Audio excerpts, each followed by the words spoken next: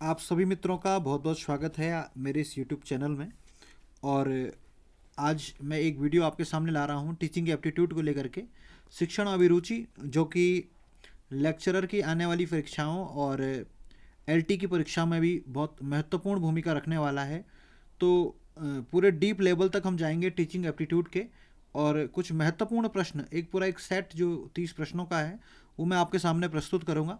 और प्रश्न के हिसाब से हम डिस्कस करते रहेंगे, और आप लोगों के भी जो उत्तर होंगे आप कमेंट बॉक्स में साथ में देते रहिएगा, ताकि अ, हमें भी फीडबैक पता लग सके कि आप लोग कितने प्रश्नों को अटेम्प्ट कर पा रहे हैं और आगे इसके लेवल में कितना परिवर्तन करने की आवश्यकता है। तो आइए प्रारंभ करते हैं आज की कक्षा को। तो पहला प्रश्न जो आज हमारे यहाँ पे है वो है, एक सहायक अध्यापक एक अध्यापक के समक्ष सर्वाधिक महत्वपूर्ण चुनौती है। तो एक जो शिक्षक होता है, अध्यापक होता है, उसके सामने सबसे बड़ी चुनौती क्या होती है? पहला, कक्षा में अनुशासन बनाए रखना। दूसरा, छात्रों को तैयार करना कि वे अपना गृह कार्य करें। तीसरा, प्रश्न पत्र तैयार करना।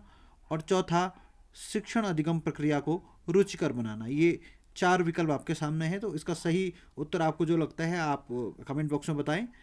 तो इसका जो सही उत्तर है वो है शिक्षण अधिगम प्रक्रिया को रुचिकर बनाना। क्योंकि बाकी काम तो टीचर कर लेगा, लेकिन सबसे महत्वपूर्ण काम होता है टीचिंग लर्निंग की जो प्रोसेस होता है।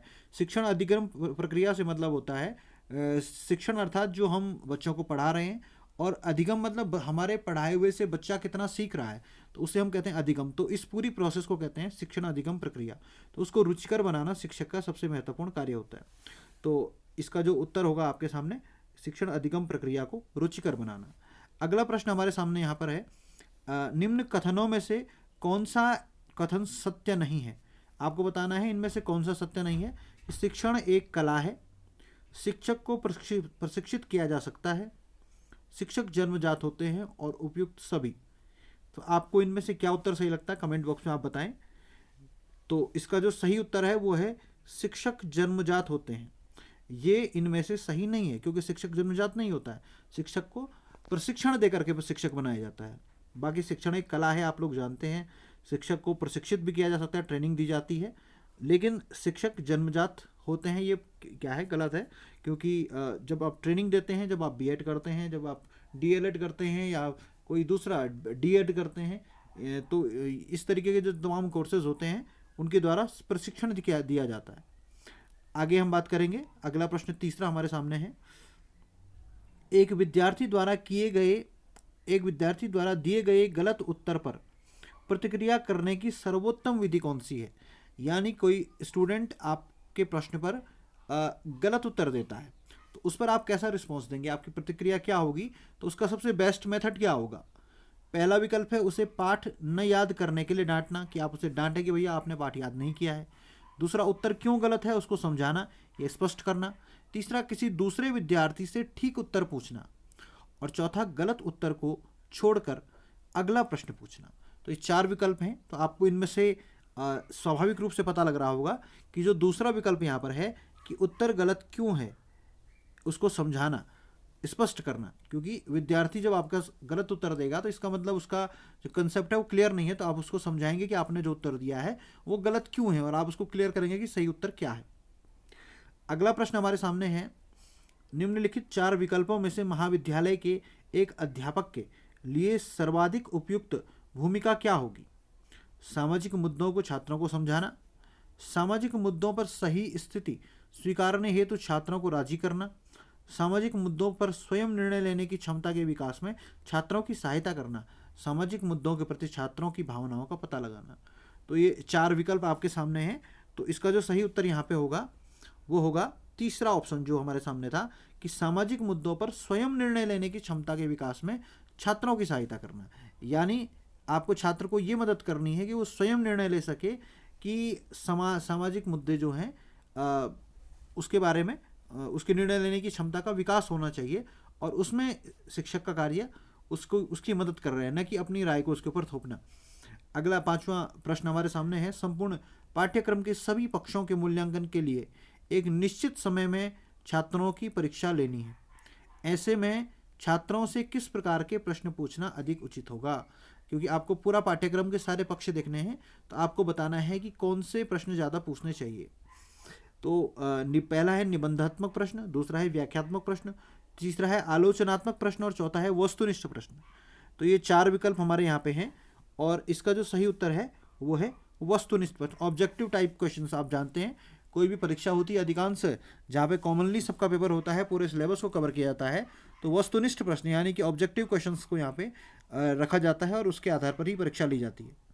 अगला प्रश्न हमारे सामने है, वस्तुनिष्ठ प्रणाली के विषय में कौन सा असंगत है, कौन सा कथन असंगत है यानी कौन सा कथन सही नहीं है। तो इस प्रणाली द्वारा कम समय में अधिक प्रश्न पूछे जा सकते हैं, बिल्कुल सही है। इस प्रणाली द्वारा मूल्यांकन, बिल्कुल सही होता है। इस प्रणाली में उत्तर हाँ या ना अथवा निशान लगाकर दिए जाते हैं, अतः विद्यार्थी की तार्किक शक्ति का विकास अधिक संभव होता है। और चौथा, इस प्रणाली में प्रश्नों का आकार छोटा होता है, अतः विद्यार्थी उन्हें शीघ्र ही समझ पाते हैं, शीघ्र ही समझ लेता है। तो इसका जो आपको बताना है, इनमें से कौन सा ऐसा विकल्प है जो कि सही नहीं है, जो असंगत है।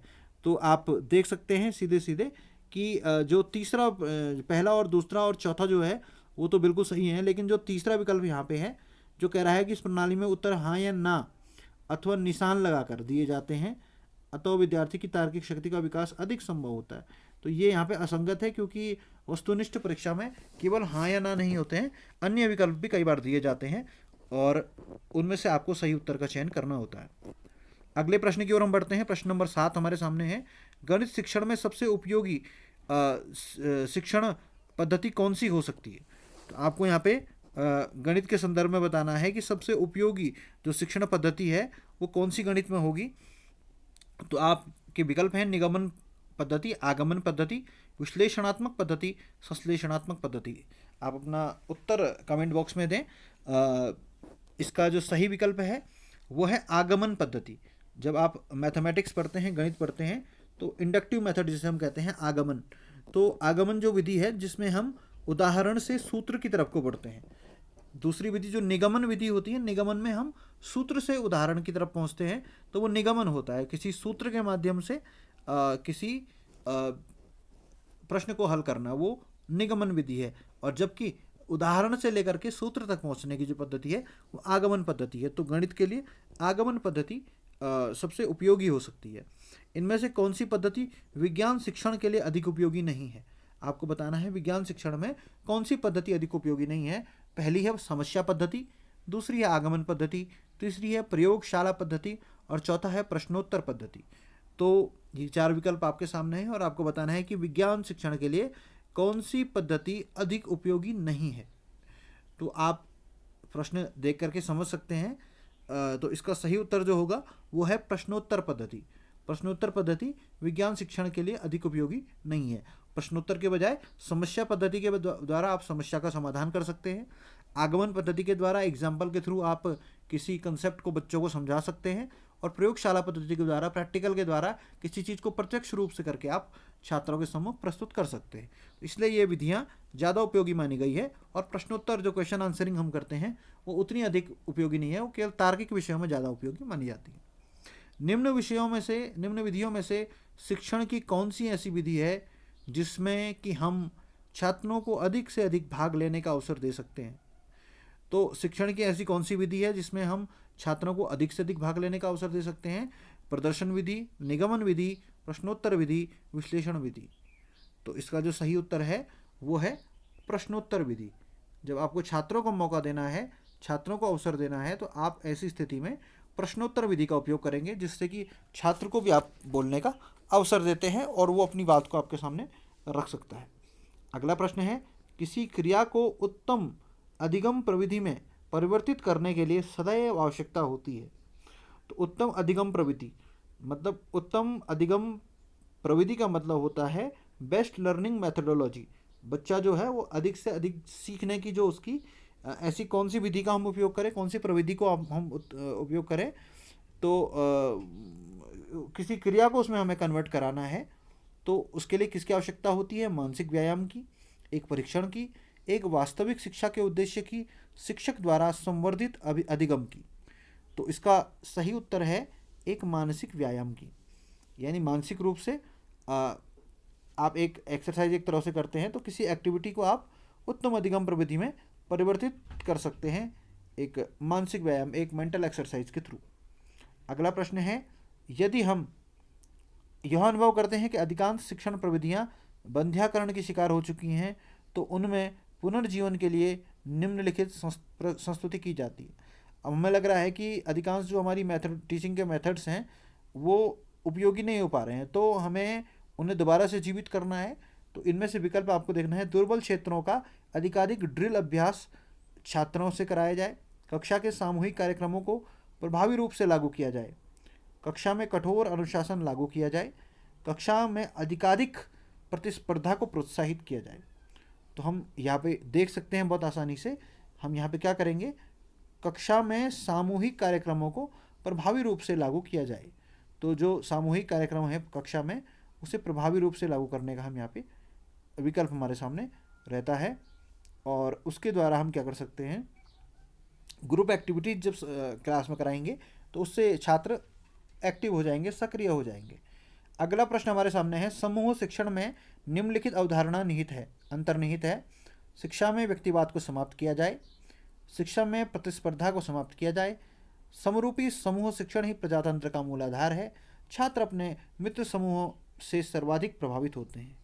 तो इसका जो सही उत्तर है वो है, छात्र अपने मित्र समूह से सर्वाधिक प्रभावित होते हैं, और जो उनके साथ के लोग करते हैं वही छात्र भी करना चाहता है, इसलिए समूह शिक्षण की अवधारणा में ये चीज़ अंतर्निहित है। अगला प्रश्न है, समूह अधिगम में छात्रों की आवश्यकताएं होती हैं। समूहों की प्रशंसा प्राप्त करना, कार्य को समान रूप से वितरित करना, व्यक्तिगत मत की उपेक्षा करना, पृथक छात्रों के समूह की ओर आकर्षित करना, पृथक छात्रों को समूह की ओर आकर्षित करना। तो इसका जो सही उत्तर होगा वो होगा डी, पृथक छात्रों को समूह की ओर आकर्षित करना। तो जो पृथक छात्र हैं उनको आप समूह की ओर आकर्षित कर सकते हैं। तो ये तो उसकी मूल आवश्यकता है, लेकिन इसमें एक चीज़ आप और देख सकते हैं कि जो समूह, जब आप ग्रुप में स्टूडेंट काम करता है तो उसको प्रशंसा प्राप्त करने की भी अपेक्षा होती है। तो यहाँ पे जो सही उत्तर होगा वो होगा समूह प्रशंसा प्राप्त करना। तो समूह में एक जो छात्र पहले कार्य करता है उसे आप पुनर्बलन देते हैं, उसे आप पुरस्कृत करते हैं और सम्मानित करते हैं, तो जिससे समूह के अंदर एक प्रशंसा का भाव उसके प्रति उत्पन्न होता है, और इस कारण छात्र क्या है, समूह अधिगम में ज़्यादा पार्टिसिपेट करता है। अब अगला प्रश्न आपके सम्मुख है, शिक्षक द्वारा दिए जाने वाले गृह कार्य की मात्रा एवं प्रकार का निर्धारण करना चाहिए। तो किस प्रकार से करना चाहिए? पहला विकल्प है छात्रों के मतों के द्वारा, विषय वस्तु की जटिलता के द्वारा, गृह कार्य द्वारा उत्पन्न अधिगम के द्वारा, या कक्षा के कालांश के द्वारा। तो शिक्षक जो गृह कार्य देता है उसकी मात्रा एवं प्रकार का निर्धारण हमें करना है, तो किस आधार पर हम करेंगे? तो इसका जो सही उत्तर है वो होगा गृह कार्य द्वारा उत्पन्न अधिगम के द्वारा। तो गृह कार्य किसके द्वारा जो छात्र सीखेगा, तो कितना वो सीख सकता है उसके अनुपात में उनको गृह कार्य, उनको होमवर्क देना चाहिए, और कितना क्वांटिटी में देना चाहिए और किस प्रकार का होमवर्क दें जिससे कि वो अधिक से अधिक सीख सके। गृह कार्य का मतलब छात्र को केवल थकाना नहीं है, बल्कि उसे सिखाना है, कुछ वो नया सीख करके घर से आए। अगला प्रश्न है, यदि एक शिक्षक अपनी कक्षा में समस्या समाधान उपागम का प्रयोग करता है, ऐसी स्थिति में छात्रों को दिए गए एक समान गृह कार्य होंगे। तो समस्या समाधान उपागम का उपयोग एक शिक्षक कर रहा है अपनी कक्षा में, और वो छात्रों को एक समान गृह कार्य दे रहा है, तो अधिकांश छात्रों के लिए अत्यधिक उपयोगी होंगे, अधिकांश छात्रों के लिए न्यूनतम उपयोगी होंगे, केवल मंद अधिगमकर्ताओं के लिए उपयोगी होंगे, या केवल प्रतिभाशाली छात्रों के लिए उपयोगी होंगे। तो आप समझ सकते हैं कि जब अगर आप समस्या समाधान उपागम का उपयोग कर रहे हैं और आप कोशिश कर रहे हैं कि हर छात्र को की समस्या का समाधान हो, तो ऐसी स्थिति में अगर एक समान गृह कार्य होगा तो अधिकांश छात्रों के लिए वो न्यूनतम उपयोगी हो जाएगा, क्योंकि एक मिनिमम जो लेवल का स्टूडेंट है उसको तो उसका लाभ मिलेगा, लेकिन अधिकांश छात्र जो हैं, जो औसत से ऊपर हैं या जो औसत छात्र हैं, हर किसी के लिए वो होमवर्क काम नहीं आएगा, क्योंकि व्यक्तिगत विभिन्नता के कारण हर छात्र के का जो लेवल अलग अलग है, और इसलिए कहीं ना कहीं उनके होमवर्क में विविधताएं होनी चाहिए। तो ये कुछ प्रश्न थे, 30 प्रश्नों की ये सीरीज़ है, अभी 15 प्रश्न यहाँ पे हो चुके हैं। उस बाकी प्रश्नों के लिए हम दूसरा सेट आपके सामने लेकर के आएंगे। कोई क्वेश्चन है जिसमें आपको डाउट रहा हो और हो सकता है कहीं पे मैंने गलती से अगर उच्चारण कुछ गलत किया होगा तो उसके लिए मैं क्षमा चाहता हूँ। और आपको यदि कहीं पे किसी प्रश्न में संदेह होता है तो आप कमेंट बॉक्स में हमें बता सकते हैं, तो उस प्रश्न का करेक्शन कर दिया जाएगा। और इसके अलावा आप लोगों के कोई डाउट हैं, कोई आपकी डिमांड है, आप चाहते हैं कोई विशेष वीडियो, किसी स्पेशल टॉपिक पे आप वीडियो चाहते हैं, तो आप ज़रूर कमेंट बॉक्स में हमें बताएं, तो हम आपकी समस्याओं का समाधान करने की कोशिश करेंगे। और साथ ही आप जो हमारी ये प्ले लिस्ट है इसको भी फॉलो करें, क्योंकि इसी प्ले लिस्ट में, क्योंकि चैनल पे बहुत सारी वीडियोस होते हैं, तो आपके एलटी और लेक्चरर के स्पेशली जो स्टूडेंट्स हैं उनके लिए ये वीडियो बहुत यूज़फुल होंगे। तो आप सभी लोग ज़रूर चैनल को भी सब्सक्राइब करें, लाइक करें, अपने कमेंट भी देते रहें और अन्य छात्र छात्राओं तक पहुँचाएँ। तो जल्दी मिलते हैं एक नई वीडियो के साथ, तब तक के लिए नमस्कार।